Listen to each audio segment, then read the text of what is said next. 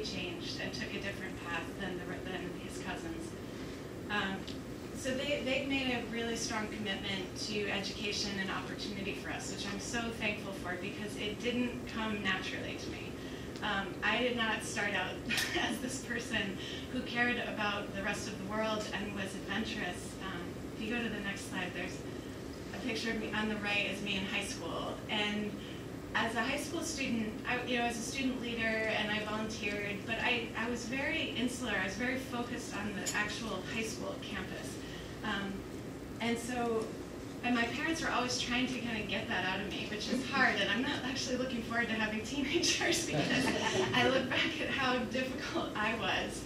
I was a good student, but I was difficult in other ways. And at this time, I was so focused on fitting in and having the right friends and having the right clothes. I was going to school with all these wealthy students from Greenwich, Connecticut and New York who had brand new wardrobes every season, and my mom was bringing us to a consignment shop, and and that was the focus. I spent a lot of time and energy on that. And but I was studying Chinese in high school.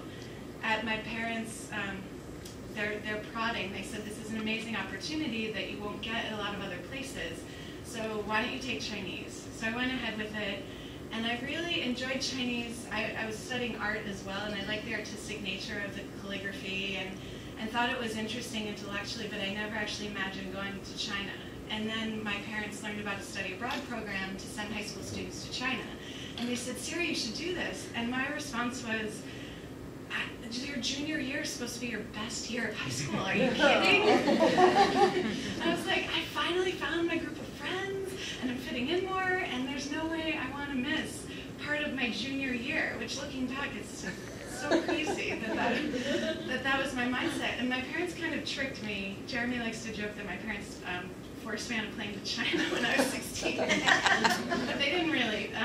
But they did say, why don't you just apply and see what happens? It's a really expensive program. We probably won't afford to have you go anyway, but if you apply, you never know. And the decision may be made for you. We may not be able to afford it. So I applied, and I got in, and I got a full scholarship to go. And then it felt like, oh, okay, well, I hadn't really imagined that scenario. And so then suddenly I was on this path to going to China. And a few weeks before, as I started, as a reality of actually going to China as a 16-year-old who had only flown once in her life, whose Chinese actually was pretty bad at classroom high school language skills. And I started having nightmares about no one being able to understand me, not knowing where I was going, getting lost in Beijing. And I remember sitting with my mom and sobbing and being like, I can't do this, Mom, I can't go, this is too scary, it's too much.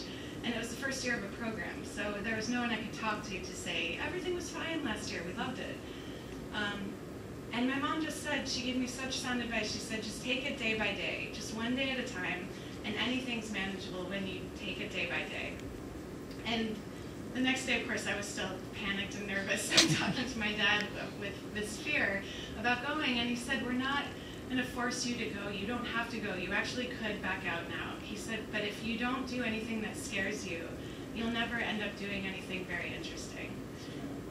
And so I try to remember that, because even now, just like Susan, I just got back from Haiti, even now before a trip, even if it's just to Washington, D.C. or New York, I still have this anxiety of the unknown and this fear, and yet we all figure out ways to overcome that and step beyond that. So go to the next slide. So luckily, I did go to China. I had an amazing experience. It's me on the left with my preppy hat trying to fit in with private high school where I went. But it just changed everything for me. I became much more focused, much more confident, and I went back to high school and had all this clarity about where my priorities should be. And all the friends I've worked so hard to be friends with, I realized how superficial a lot of them were, and I grew so much as a person.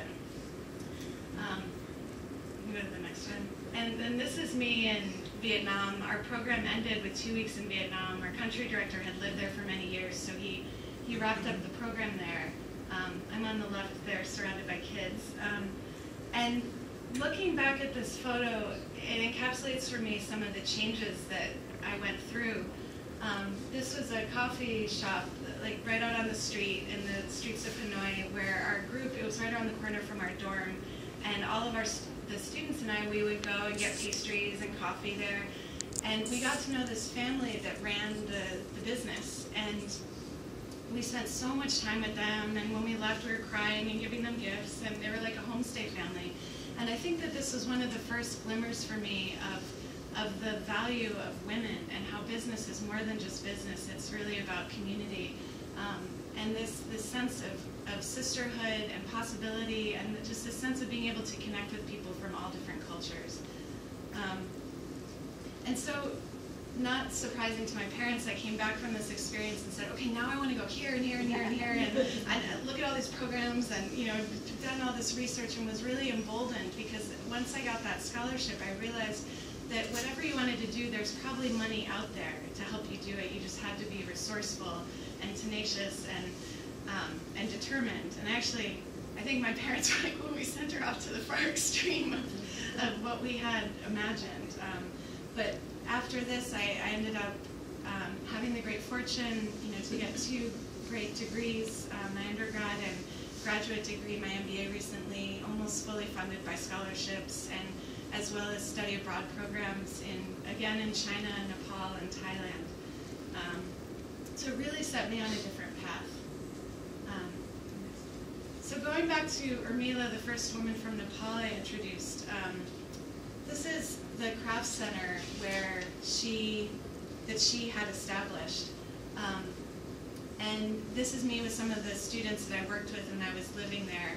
And looking back at that experience when I was in college, I really started to understand the power of community and craft and investing in girls and women, because that was Urmila's focus. And that was the first time when I started to shift from, I used to think of myself as an environmental activist, never in a million years thought I'd work in business or with women. And then this was the first time I realized that this was really where my heart was. So the next one. And then this is me, again, back in Lesotho in the Peace Corps, working with this women's weaving business. And this was where it really came together for me that women, when running a business and empowered economically, even with a business like this that wasn't as successful as they'd hoped, that income going to women was so helpful, made such a difference in their children's lives, and really pushed the community forward in a different way. And this was where, over the course of 3 years there, I started to understand that my unique role in the world could be connecting women to business opportunities and markets, and specifically with handmade products. It combined all of my interests in anthropology and art and international development, and this is when I first started thinking about an MBA, and shocked all of my friends that was even on my radar. And then the next one, and this is me in Afghanistan, when I met Nasima, and this was more recently. It was in 2008, before I started my MBA.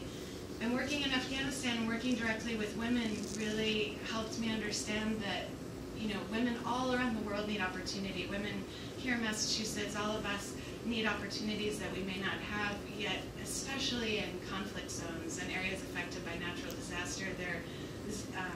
There's a huge need.